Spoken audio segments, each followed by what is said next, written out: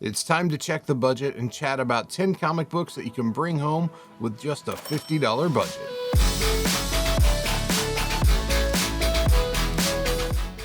It's been an interesting year in the comic market. Prices are coming down in wide swaths of the hobby. While that kind of sucks if you're sitting on a bunch of previously high dollar inventory, it's a great opportunity for collectors who may have regrets coming out of 2020 and 2021 when books they would have liked to have picked up spiked in cost and were suddenly outside of their budget. We've got a little bit of everything in this top 10. Books that are surprisingly affordable compared to previous highs, books that were previously much more affordable but are now steadily increasing in value up to and beyond $50, and everything in between. Now, let's go ahead and get to the books. Starting off our list of comics on a $50 budget is Swamp Thing number 9. Published in April 1974, Swamp Thing 9 is the second to last issue of this series that featured the original creative team of writer Len Wein and masterful horror artist Bernie Wrightson. Wrightson's iconic cover to issue 9 continues to rival any other Swamp Thing cover produced to date, nearly 50 years after it was released. And that's why this issue commands a $50 price tag today. If you're a Swamp Thing fan, this book is a fantastic display piece, and it's not going to set you back a couple of $100 like a Swamp Thing 1 will, or a couple of $1,000 like a House of Secrets 92 will.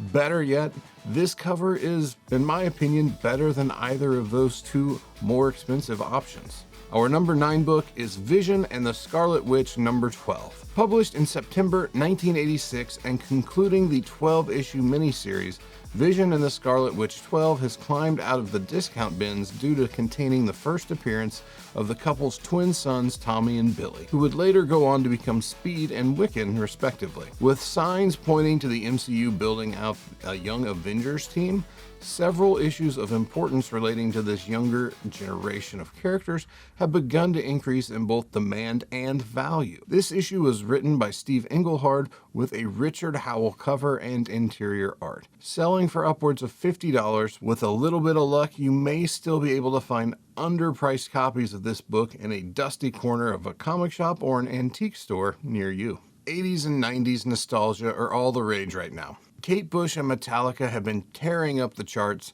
Top Gun is ruling the box office, and mom jeans have even come crawling back from the deepest, darkest corners of regrettable 90s fashion. Full House and Saved by the Bell have been brought back already, and there seems to be no sign of stopping the 80s member berries. With that in mind, I present our number 8 book, Dark Horse Presents Annual Number 1, the first comic book appearance of Buffy Summers, better known as Buffy the Vampire Slayer.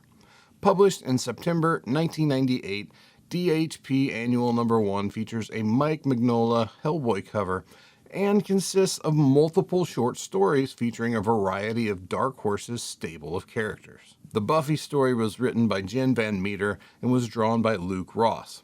With no end in sight for this wave of nostalgia, a $50 investment for the first appearance of a beloved character from the 90s might be worth picking up. D23 gave us our first glimpse of the Werewolf by Night Halloween special that comes out in just a few weeks. One of the most exciting parts of the trailer was the extremely brief glimpse of the Man-Thing. So let's talk Man-Thing with our number 7 book, Astonishing Tales number 12. Man-Thing is one of those characters that doesn't have the luxury of a sexy cover appearance on his first appearance issue.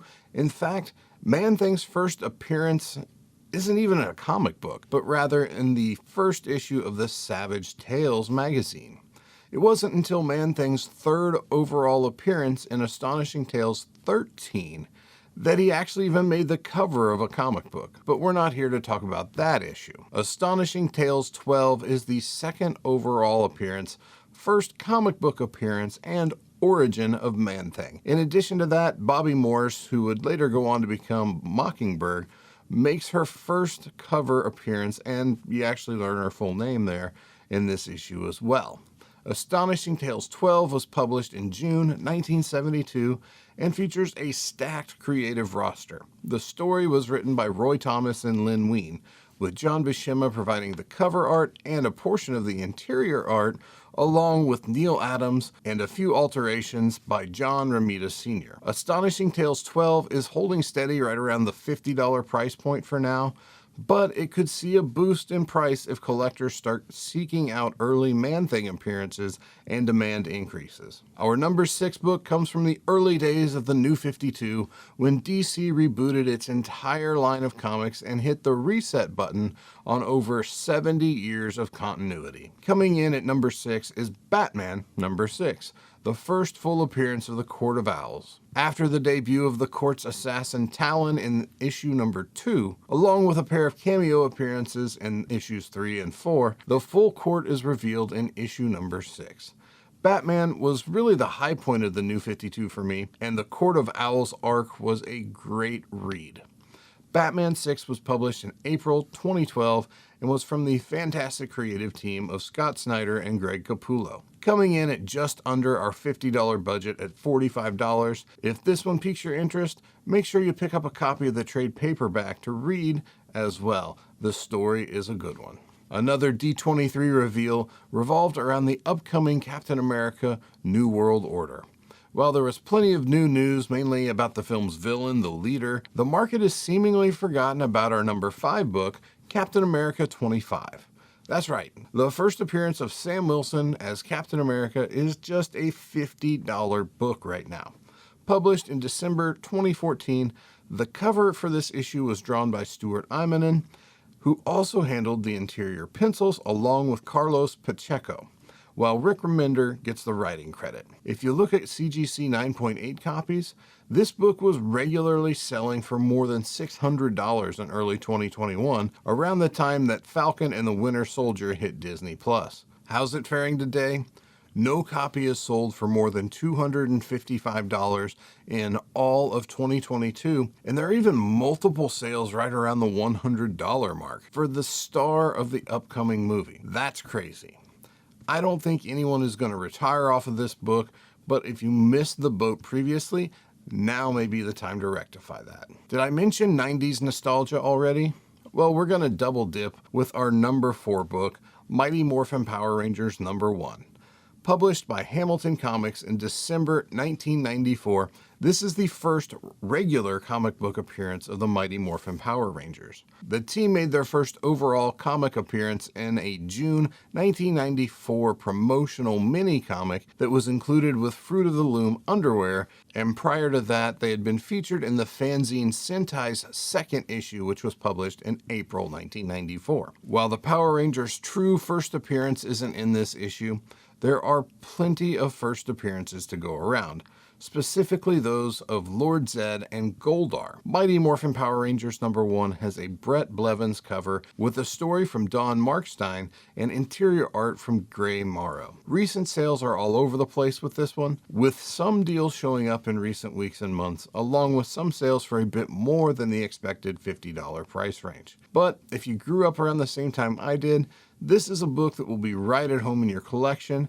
because afternoons after school were best spent on Fox watching Batman, the Power Rangers, and all the rest. Old school reprints are excellent alternatives to their significantly more expensive source material. Such is the case for our number 3 book, Fantasy Masterpieces number 1. The first volume of Fantasy Masterpieces began in 1966, reprinting pre-hero Atlas stories, and by the end of the run would be reprinting Golden Age timely and Atlas stories of significance. With the second volume, Fantasy Masterpieces has a single focus, the Silver Surfer, running for a total of 14 issues, wrapping up with January 1981's number 14. Fantasy Masterpieces number 1 was published in December 1979 as a reprint of Silver Surfer 1. The cover features a modified color palette from the original, but still utilizes the original John Buscema pencils and Joe Sinnott inks. For collectors that have been priced out of the original run of the Silver Surfer, this series can definitely help you scratch the Silver Surfer itch. Superheroes are great. We love them, we collect them, we watch them on screen, we stack their comics in our collections. But how well do we understand superheroes? The best recommendation I have for you in that regard is to check out this series whose first issue is residing in the number 2 spot, Watchmen #1. Published in September 1986, Watchmen was the 2 in the 1-2 punch that was DC's 1986 limited series offerings, with The Dark Knight Returns being #1 in this analogy. Written by Alan Moore and featuring the art of Dave Gibbons, Watchmen is Moore's second, as Miracle Man #1 began just a little bit earlier in August 1985, and arguably most commercially successful attempt at the deconstruction of the modern superhero. Is it better than Miracle Man? That's a topic we could long argue, but there's no doubt that Watchmen has been the more successful title after Miracle Man's rights languished in legal purgatory for years. Featuring the first appearance of all of your favorite broken toys from the Watchmen universe, Watchmen #1 also sports the series' most iconic cover, courtesy of the antics of the comedian. Nice raw copies of this book will run you right around $50. There are sales for more than that amount, but there are a ton of copies of this thing, so a little patience can come in handy if you need to stick right at that $50 budget. Every once in a while, a personal spec pays off, and our #1 book is a great example of this. Topping the list of comics for a $50 budget for the fall of 2022 is Daredevil 227. Chapter 1 of the Born Again story arc. Full disclaimer, I've been buying it anytime I've seen it for years. Whether it was $1, $3, $5, I was buying it. I love the story, I love the cover. Anyway, published in February 1986, Daredevil 227 comes to us from the powerhouse creative team of Frank Miller and David Mazzucchelli. The series starts off with a broken and desperate Karen Page. She sells the secret identity of Daredevil, and that information works its way up to the worst possible person, the Kingpin. I doubt we ever get a true adaptation of this story, but I wouldn't hate it if we did. Following the revelation that the new Disney Plus Daredevil project will be called Born Again, this book's kinda exploded. Selling for upwards of $40 recently, this book is one to track down if you don't have one in your PC yet. Born Again is also on my required reading list, so at a minimum, I recommend that everybody pick up a copy of the trade paperback to read the story. It's hard to believe that as you finish this video, we're now halfway through the fall 2022 videos with just the comics on a $20 budget and the top 10 comics to invest in before it's too late videos left, and already scheduled for next month. I hope you've been able to get out to your LCS or a local comic show lately, and that you've been able to find some new additions for your collection. There are definitely opportunities out there to pick up some great books if you're able to make some moves right now. Happy hunting out there, and don't forget to collect responsibly. I'll see you in the next video.